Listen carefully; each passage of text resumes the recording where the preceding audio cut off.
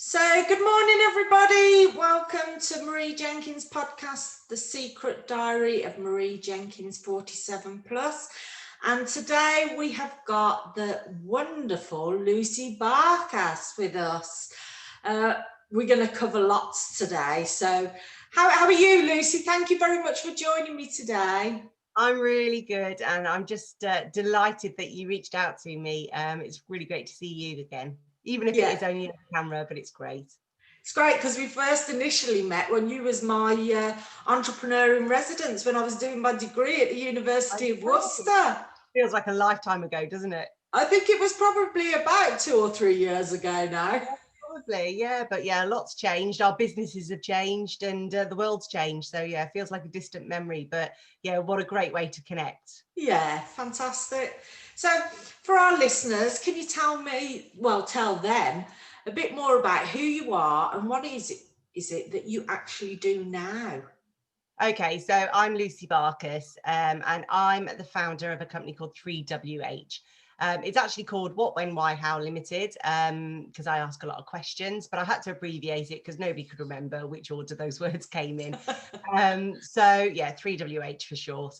But I say I ask a lot of questions because that's for the last eight and a bit years now, I've been a trained coach. And that's the core foundation of my offering. Now, that's not to say I only do coaching. The skills I use are coaching. So I coach leaders, so leaders of businesses, whether that's from startup right the way through to global organizations, because it doesn't really matter.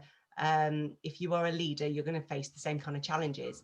And then I also work with their leadership team to develop them and take them on a development journey together. Because if you want to change cultures, you want to change hearts and minds, then you've got to have an aligned team. So over the last few months, everything I've been delivering has been remote. So I've been doing lots of, workshops, whereas they used to be 2 days in a hotel and get everybody together. Now we meet maybe once a month for a half-day session. Over 6 months or a year. And yeah, we get to some really, really tough conversations that all lead to massive change. It's a real blessing. It's fantastic, isn't it? I mean, we've got so many different opportunities now with us moving more online, and it's really great to hear that you're thriving in all of this current situation. But in relation to leadership then, is it purely the leaders of organisations that you work with, or would you work with aspiring leaders as well? Oh yeah, it's anybody. So everybody is a leader. The reason why I chose to work with leaders of organizations predominantly is because A, that's where the money is. I'm not going to lie. But secondly, because I was a leader in a national and pan-European organization. So it felt a little bit selfish of me to not bring in all my knowledge, all my experience, my 20 years of research and all that to be able to help, because I had all of this within me, and if I don't use that, then I'm being selfish. However, I am also an entrepreneur. I'm also a mum, a single mum of 2 amazing girls. I'm a scout leader, and to be fair, if anybody needs coaching, I'll coach them. You know, I'm coaching a movie director at the moment. I'm coaching an HR director, an engineering director, and CEO of another organization, and somebody who's doing Reiki. So it's the human that I coach to help them step up to be a leader. So wherever you fit on the spectrum. Yeah, that's really diverse, isn't it? And that's actually really valuable to the listeners to understand who you work with as well. But the reason why I asked that question about leaders is because I've had a sneaky peek, and you're actually an author, and you've got a book called Generation X, and that's what sort of linked me to sort of younger people, if you like. Tell us a bit more about your book. So I've my methodology is called the 5 My's methodology. So whenever I'm working with a client, whether it's one-to-one or as their whole organization, we have to go through these series of steps. So I wanted to get that best practice, the courses that I tend to run time and time again. So I wanted to get that message out. So whether you're starting a business or you're leading a huge organization, these 5 steps are the way that you go through it. But then what I realized was my ideal client, my target market, was what I called LeaderX. And they are the youngest of Generation X and the oldest of the millennials. And the reason why I targeted these people is because they actually think very differently about what life is, how the world is. And they've got, 15 to 25 years worth of experience. Yet for many, they're still on the sidelines, or they've got influence, but they're not stepping up to that top seat yet. But this decade, they will be. So I wanted to empower them to be themselves, to lead with integrity, and give them a roadmap to do it. So the first half of the book, it's basically defining who is this generation and what shapes them to be so different. Then I talk about their values, and then it's taking them through, right, how do you take this part of you and then lead the business and your life. So one of the modules is called Myself, and that's all about getting to know your strengths, your weaknesses, and then building a team around it. So but yeah, I tell a few stories of my youth and some of my memories. So it's a bit autobiographical at the beginning. Oh, really? Fantastic. It sounds great. I mean, at the moment, a lot of businesses, aren't they? They're looking at their leaders for innovation, and there's a lot more going on around succession planning and that type of thing, and how they can bring on their next leaders. So I think a lot of people will be going for your book. And I'm going to give it a bit of a plug, actually, because I'm running a campaign about taking the stress out of Christmas, and I've done predominantly my shopping online this year, as I believe probably a lot of people are. And I found your book actually on Amazon. So what a fantastic stocking filler. So yeah, if you want to... It's a £5 if you want to get the Kindle version, but it's 15 quid if you want to get the paper copy. I would actually recommend getting the paper copy just so you can write notes in the margin, because it's a bit like that. It's like, oh, that's an idea and that's an idea. Highlight that bit. But yeah, I would say that it's for anybody who wants to be a leader of people. And that means a leader of a home, a leader of a business, a leader of a charity. And anybody who's maybe struggling with the overwhelm of it, where do I start? Because hopefully you can hear my tone of voice. I'm just friendly. I don't mince my words, but I'm not harsh. So it's not, a thesis or anything. It's just a bit of a fun book.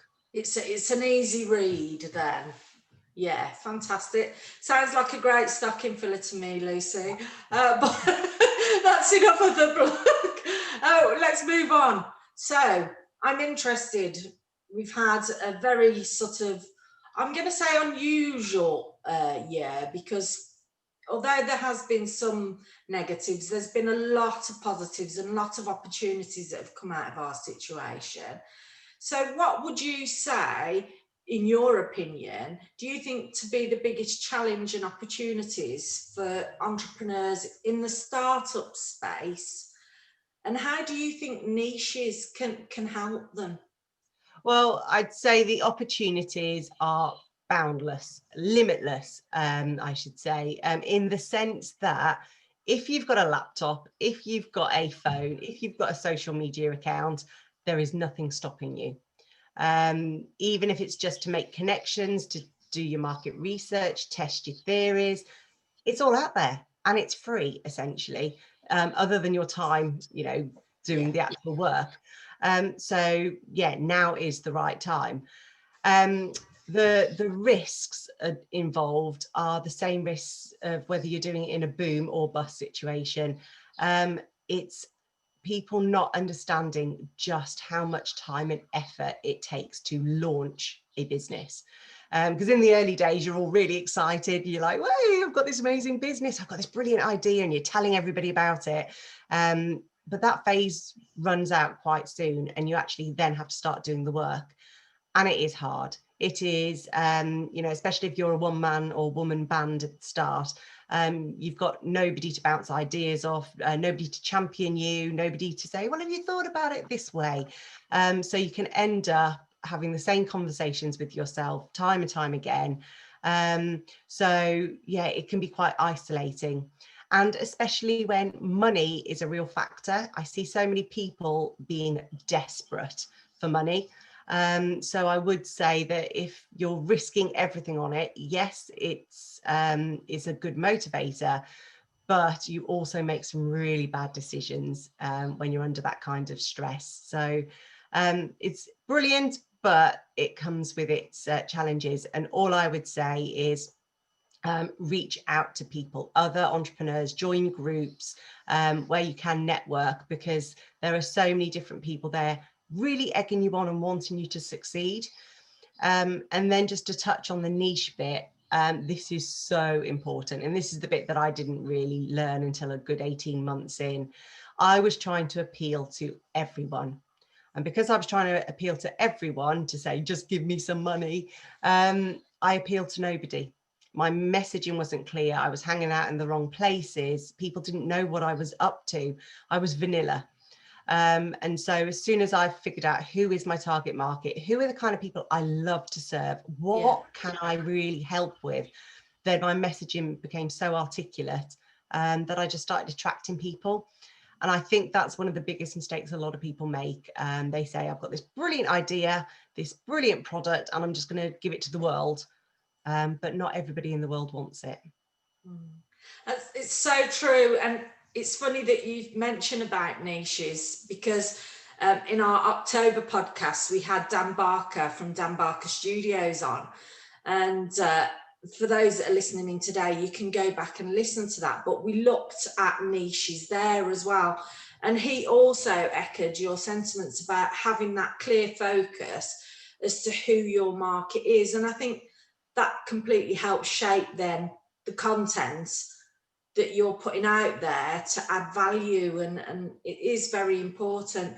And also the other thing you've just mentioned, which I think is a fantastic point, is we're privileged that we're in Worcestershire and we have a lot of networking events.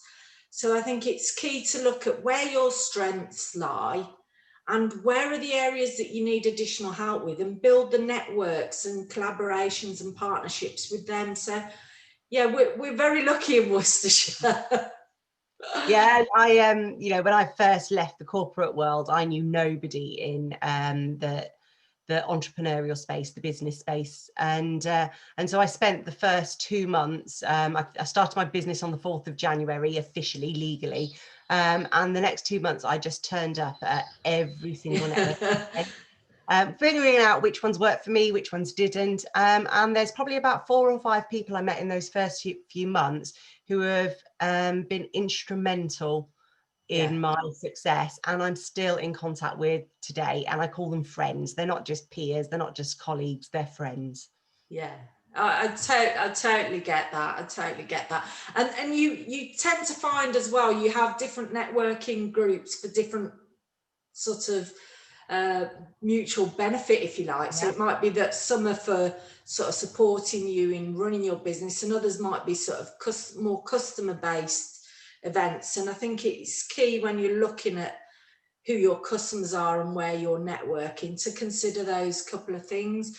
Now, you just mentioned there that you started your business in January, but what was your biggest learning opportunity since you started your business? Well, apart from obviously the niching bit, which took me a little while, and the other one I think was about understanding what my product was. And that followed almost when I understood my niche, I understood what my product was. But so that just evolved anyway. I don't think I had that clear from day one. But the biggest lesson I had was overcoming my fear of money. And this goes on 2 sides of it. First one, I initially hated asking people for money.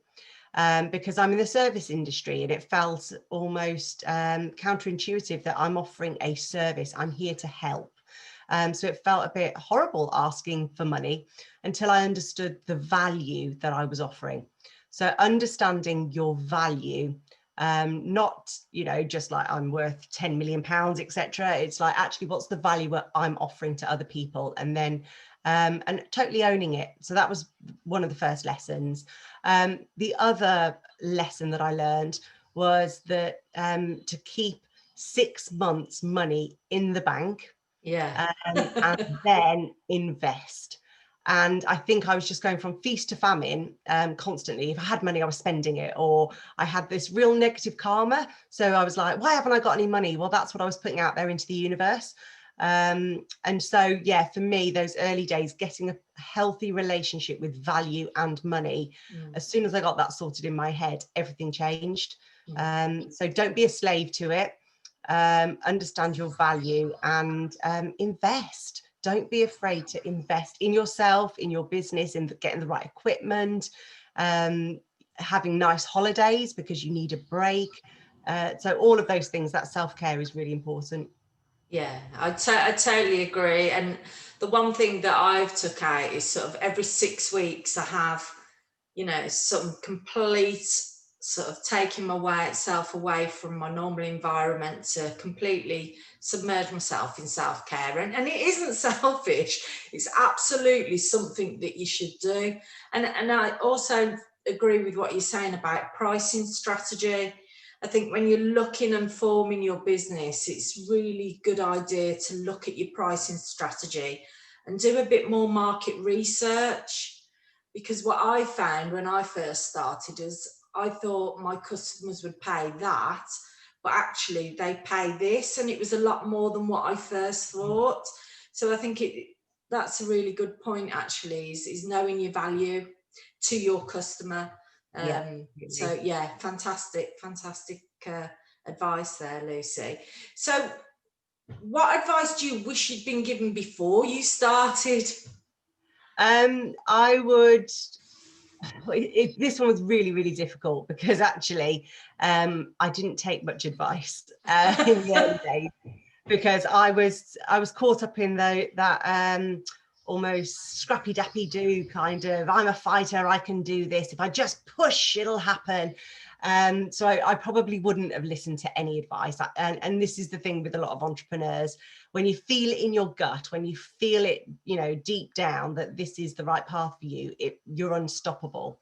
However, I think when I wasn't on a good day, so when I let the negative self-belief come in and I made decisions, then they were always the wrong decisions.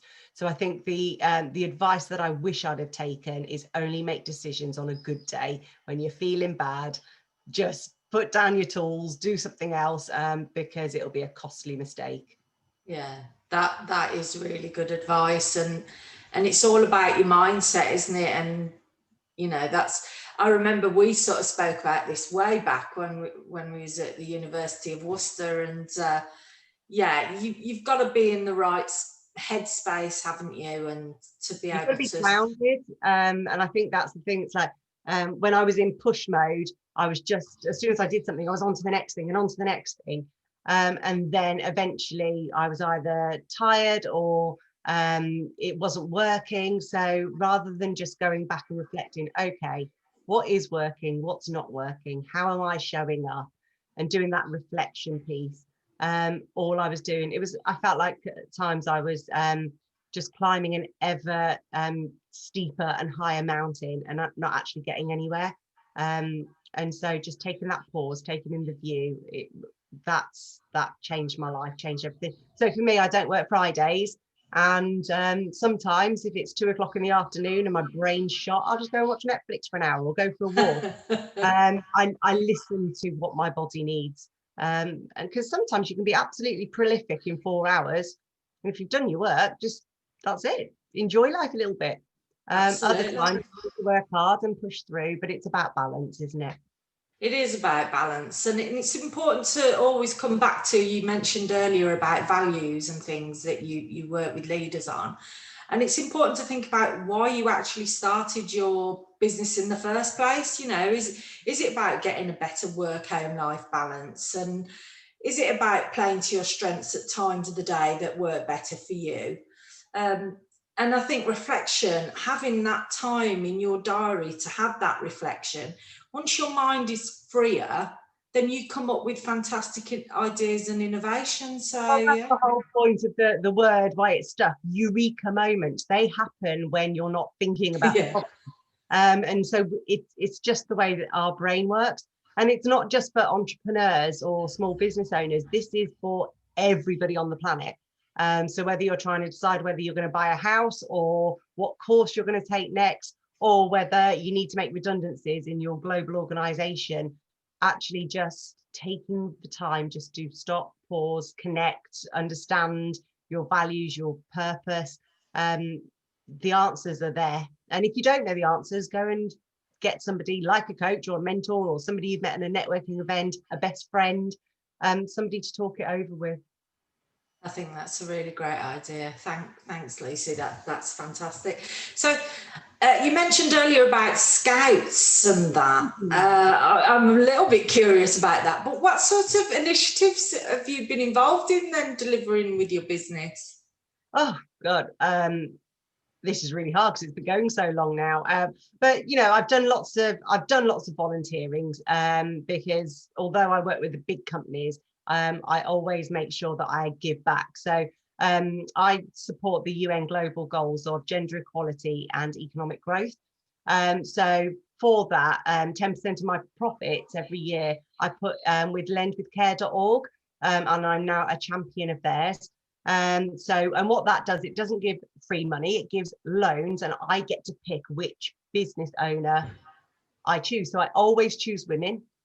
And I look at their brief and they repay, and then once it's repaid, I reinvest. So over the years, I've got a huge pot that I just keep reinvesting to give empowerment for women all over the world. So that's something that's close to my heart. I've also been involved in domestic abuse and people trafficking charities, where I've been coaching those pro bono, just to help. Again, I've got these skills, and if I can't offer them, I will. But I've also been involved in huge culture change, you know, for massive organisations and mergers and acquisitions. And one of the things I'm most proud of is my partnership with the Chamber of Commerce, the Hereford and Worcester Chamber of Commerce. So for 3 years now, we've been running the leadership series, which if your listeners wanted to get involved with, you can just go to the Chamber's website and book on there. And they're all online this year, but that's something that's really been wonderful, because we take new people in all the time, but we've still got some existing people who joined in year one, and they're taking the still doing the journey. It's wonderful work. Wow. There's so much there, so much. The first thing that you were saying about supporting women in business, how do people find out about that? Is there a certain website that Yeah, lendwithcare.org. So care.org is you know, a charity, whereas you know, what they wanted to do was to give people the means to get themselves out of poverty. So some of my favorite charity, well, people I've worked with, there's in Africa, I'm not sure which country it is. I think there's lots of different ones I've supported. But there's a community of women who have found themselves either, you know, on their own with their children for whatever reasons, and they've come together as a commune, and together they do sewing and they do farming and they do all these things. So I've supported them buying more materials or supported them in getting sewing machines, and that I know that they are then teaching the next generation. So yeah, lendwithcare.org, and you can donate 15 quid and you can take your money back out if you want to, but you can go up to thousands. It's just a lovely thing to do. What a brilliant initiative. And it's great because you're doing global things, and then you're also working really closely with the Hereford and Worcestershire Chamber of Commerce, which is massively positive in our county. Yeah, so I just want to dig a bit deeper actually about the course that you're doing. Is it like a program? What's sort of involved in that? Yeah, so it is a program. We run it over 12 months, and we do a half-day session. Well, it's basically about a 2-hour session every 2 months, because we know people are busy, and we introduce various topics. So next year we're doing a lot around change, uncertainty, motivating people, especially remotely. Yeah. So we definitely adapt to what our people, the leaders are needing. So we all come on Zoom and I present, and there's lots of activities and connections. And then there's a private Facebook group that I run where people can ask questions, connect, grow, share. So it's really lovely. But I think it's about it's £350 for the year, which is just Fantastic. so That's accessible, because when I'm doing massively. that on a corporate basis, you might want to put a couple of O's on the a couple of noughts on there, so you're getting tremendous value. Yeah, But that's it's amazing. giving back, isn't it? It's building our community. Brilliant. Absolutely fantastic. And they can sign up by going onto the chamber website. Yeah, fantastic. Take a look, guys. That sounds like a brilliant course if you're sort of have thoughts and about moving more into leadership then. Yeah, fantastic. So can you recall a time that's been the most rewarding for you? I mean, obviously that work that you do with the other setting up and contributing to other women is fantastic, but what's most rewarding for you in your job? So there was one particular client I worked with, and I can't name names, but this it was a team activity, a team that were going through it, and this one guy turned up and he did not want to be involved, didn't want to be there, didn't want to let his guard down, and at break times and lunch times he would go off on his own. He didn't want to mix or mingle, and he was really harsh. When people spoke up, he would like shut them down. And so the first 2 days were horrendous. I was thinking, this is not going to work. But actually, by the next session that we did together, something had changed, and he'd obviously gone away and reflected. And after the 12 months, he had evolved into one of the most kind, caring, supportive team players. And we're still in contact today. And so, yeah, that was wonderful, because he was the toxic one within the team, and he ended up becoming the glue that holds them all together. And when I see that happening, I just know that I've changed somebody's life forever. Oh, that's why we do what we do in the service industry, isn't it? It's the people pleasers in us. It's showing those personal development journeys and helping people come out the other end with more skills and better leaders, hopefully. Better lives, it's immense. Fantastic. Oh, that's a reason to get up in the morning. So of all the people that you've worked with, Lucy, or the people you'd like to work with, who out there inspires you? Well, I've got this accountability group, and it's a group of 5 women that have all just seemed to come together, attracted our energies together. And I can honestly say that each one of them is one of the most phenomenal women I've ever met. So there's Obi James, who is a relationships expert, but she's really spearheading equality, diversity in the Black Lives Matter movement right now. I've got Teresa Bowie, who she's part of the group, and she runs Jungle HR, but she's written a book called Closing the Gap, but it's all about the gender pay gap. I've got Sarah Mills Rowe, who wrote The Shed Method, and she's really right up there, but works a lot in the education field. Satna Piru, who does branding, and these women are my inspiration. And that leads on to who I would love to work with. I would love to be able to facilitate the same kind of vibe that we've got as an accountability group, but doing it with Kamal Harris, Jacinda Ardern, Brené Brown. We Wow. can just get these amazing women, get Michelle Obama in there, and just get these amazing women who are absolutely leading with heart, with courage, with conviction, and just see what amazing stuff those women could do if we work together. Wow. I love it. Aim high. Yeah, absolutely. You've got to. I love the idea of an accountability group. That's fantastic. So is it exactly what it says on the tin? Yeah, totally. So we've got like a WhatsApp group. So whenever anybody is excited, needs advice, struggling, just wants to vent, we just go in that group and we support each other without judgment. Every Monday we post what we're grateful for, but what we're equally going to be focusing on. And then once a fortnight, we actually do a Zoom call over a glass of wine or whatever your spirit is. And we just hang out together, and it's a proper, I'd say it's a proper sisterhood what we've got, but actually it doesn't matter, even if there were men in there, it would just have the same vibe. It's it's amazing. What a fantastic idea. I can imagine quite a few of them would pop up as a result of what you just said there. I set these up anyway as part of any of my leadership development program, and we get these little hubs so that people feel like they're part of something. So I think leadership is lonely. So if I can find a way to connect and build networks and join people together so they don't feel so alone, learn and grow together, then yeah, again, I know I've done good work.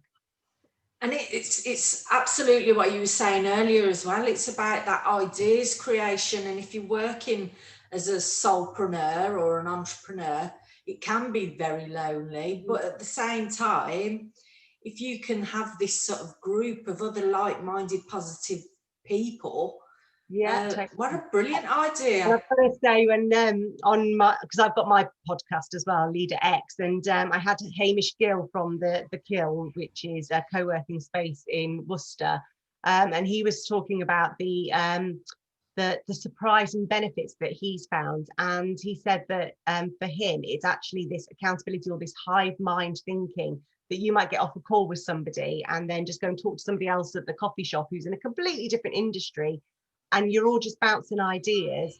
So it doesn't have to be an accountability group. Even a co-working space can be amazing. Yeah. Sorry, what did you call that? Was it the Kiln?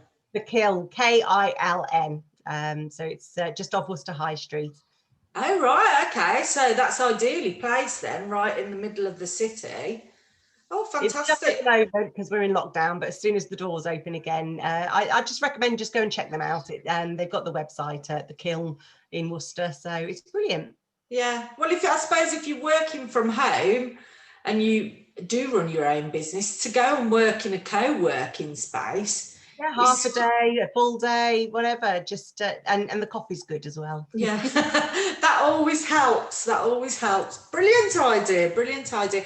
And you just mentioned about your podcast there. I think you've got, obviously when this goes out will be in December, but I know that you've interviewed Kelly Swingler, is that right? Yeah, so she's at the point of recording this, it's coming out this week. But yeah, I've had top authors, I've had business gurus, I've had some really powerful stories. So series 2 was just me interviewing some amazing business leaders, and then in series 3 I wanted to do the future of work. So I've got experts who are coming in to talk about what's it going to be like in the future, because I want people to stop thinking about crisis mode and start thinking strategically ahead. And Kelly and I were talking about how to create more almost tribalism and a unity and around a common purpose within your organization. And so once the dust settles and, because it's been a bit chaotic for a lot of people, how do you bring people back together? So it was a fascinating conversation. How do people find your podcast then? Well, you know what, it's so easy. You just Google or search any podcast, Lucy Barkas or LeaderX, and you'll find me. It's so easy. But again, you can go on my website, which is 3wh.uk.com, or connect with me. I'm happy to be connected with everybody. Fantastic. So what's your preferred method? How would you prefer people to contact you? I hang out most on LinkedIn. I'm not going to lie. I spend a lot of time on there. But yeah, I'm just Lucy Barkas on there. So follow me, connect with me. That's cool. But equally, you can connect with me on Facebook. I'm Lucy J Barkas on there. Or of course, just follow the hashtag LeaderX. Fantastic. Can I just clarify, how do you spell your surname? Because quite often when I hear people talking to me down the phone or I'm listening in on a podcast, I'm thinking, have I got the right spelling? Have I got the right Lucy? You know, what? You know, it comes up in all different ways, but it's Barkas, and that's A Alpha S Sierra. Fantastic. That's brilliant. Do you know, that time has just whizzed by. We've covered so much. Thank you so much, Lucy. Oh, I loved it. It was great fun. Thank you for inviting me. You're a total expert. I'm going to have to go and listen and get some tips from your podcast now. Thanks for your time today, Lucy. You're welcome. Bye. All the best. Bye.